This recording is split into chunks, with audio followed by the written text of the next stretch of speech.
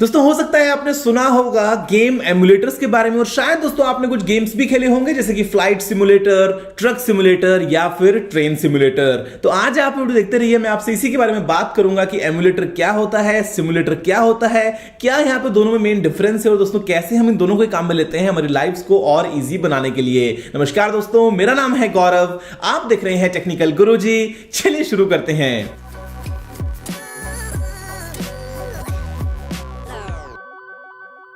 दोस्तों याद कीजिए करीब 15-20 साल पुराने उन दिनों को जब शायद आपको बहुत ज्यादा शौक होता होगा सुपर मारियो और कॉन्ट्रा खेलने का और आप दिन भर बैठे उन्हीं गेम्स को खेलते होंगे। अब आज अगर आपको याद आए पुराने दिनों की, अगर आप खेलना चाहते हैं मारियो, तो आप कैसे खेलेंगे?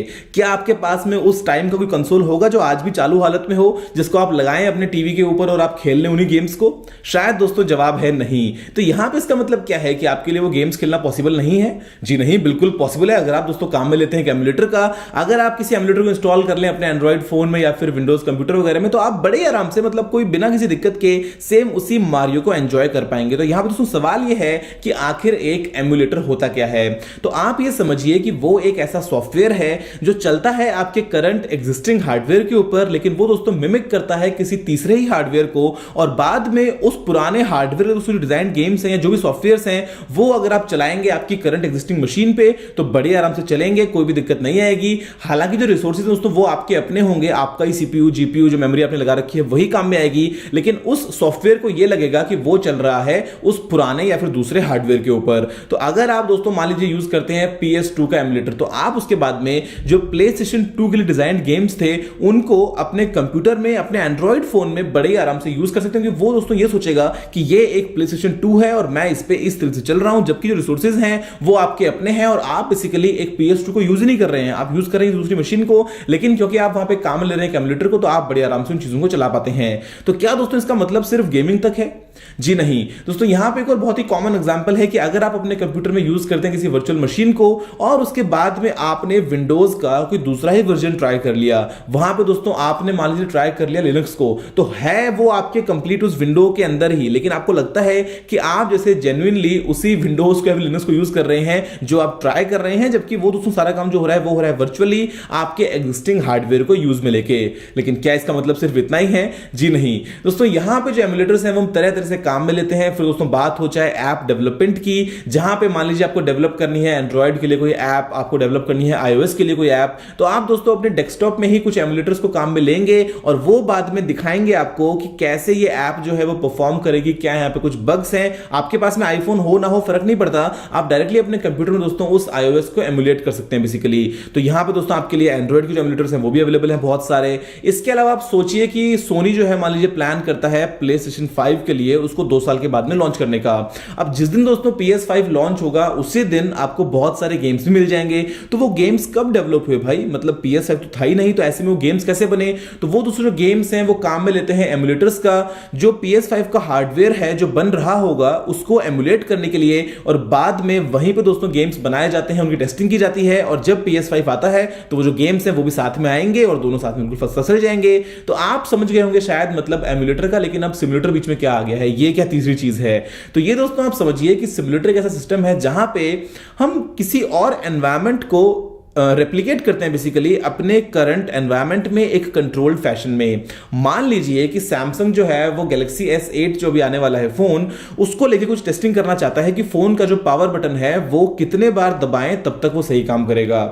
मान लीजिए 1 लाख बार, 50,000 बार, 2 लाख बार। तो वो दोस्तों अगर किसी इंसान को पकड़ के बिठा दे और बोले कि तुम बटन को प्रेस करते रहो, हम काउंटिंग करेंगे, तो क्या ये प्रैक्टिकली पॉसिबल है? अब ऐसे में दोस्तों वहां पे अगर एक मशीन लगाई गई हो जहां पे वो सिर्फ एक बटन को दबाने के लिए काम में लेते हो और वो काउंटर लगाए जो गिनता है कि वो फोन में कितनी बार बटन दबाया और कितनी बार उसने ठीक काम किया, तो वो बड़ा ही आसान है हमारे लिए करना। हालांकि वो रियलिटी नहीं है, वहां पे एक इंसान बटन नहीं दबा रहा है जो कि रियलिटी में दबाएगा, लेकिन दोस्तों काम वही हो रहा है और आप उस सिस्टम को टेस्ट कर रहे हैं। या फिर मान लीजिए कि आपको दोस्तों बारिश के नीचे फोन कैसा काम करेगा, 10 घंटे अगर आप बारिश होती है, फोन अगर बारिश में पड़ा हुआ है, आपको उसकी टेस्टिंग करनी है, तो क्या आपको उसके लिए बारिश होनी जरूरी है? क्या आप उसके लिए बारिश में जाएंगे और वहीं पे टेस्ट करेंगे? जी नहीं, आप उसको अपने लैब्स के अंदर रेप्लिकेट कर सकते हैं सेम तरीके से और बाद में अपने आप लैब में टेस्ट कर सकते हैं। या फिर दोस्तों मान लीजिए कि जो मंगलयान का मिशन था इसरो का, उसकी पहले टेस्टिंग के लिए कि भाई जो है वो रॉकेट कैसे जाएगा, कैसे मंगल तक पहुंचेगा, क्या हमने बार बार ट्राई किया और रॉकेट को उड़ाया और वो फट गया? जी नहीं, हमने दोस्तों यहां पे किया सिमुलेशन, उस कंप्लीट मॉडल को रेप्लिकेट किया कि एटमॉस्फेयर कैसा होगा, रॉकेट कैसा होगा, कैसे टेक ऑफ होगा, कैसे दोस्तों कंप्लीट पाथ फॉलो करेगा। और जब हमारा सोल्यूशन हुआ सक्सेसफुल, तब हमने उसी बेस पे एक डिजाइन को तैयार किया और बाद में हमने उसको लॉन्च कर दिया। तो यहां पर दोस्तों सिमुलेशन है वो कुछ इसी तरीके से काम में आता है। फिर चाहे मान लीजिए कि आपको कुछ इलेक्ट्रॉनिक सर्किट को डिजाइन करना है, अब आपके पास में सभी कंपोनेंट्स तो है नहीं, अगर आपके पास मान लीजिए कंपोनेंट्स हैं भी, तो क्या आप उनको बार बार ब्रेडबोर्ड पे जोड़ेंगे, ऑन करेंगे, आपके कुछ कंपोनेंट्स जलेंगे, कुछ खराब होंगे? इससे बढ़िया अगर आप एक कंप्यूटर में ही किसी सॉफ्टवेयर में उन सबको सिमुलेट करें, तो वो आपको वही रिजल्ट देगा जो देने वाला है एक एक्चुअल सर्किट, और बाद में आप अपनी गलतियां वहीं पे रेक्टिफाई कर सकते हैं और बड़ी आराम से आप बाद में जब सब कुछ ठीक हो जाए तो बाद में सेम चीज को यूज करने के बाद में उसको मैन्युफैक्चर कर सकते हैं। यहां पर दोस्तों इसके अलावा मान लीजिए अगर मैं आपसे बात करता हूं फ्लाइट ट्रेनिंग की, तो अगर एक नया पायलट है तो क्या उसको डायरेक्टली बिठा देंगे एरोप्लेन में और बोल देंगे तुम जाके उड़ लो? यहां पे अगर आप काम में लेते हैं सिमुलेटर का, तो वो दोस्तों एक कॉकपिट जैसा एनवायरनमेंट है जहां पे सिर्फ टेस्टिंग हो रही है।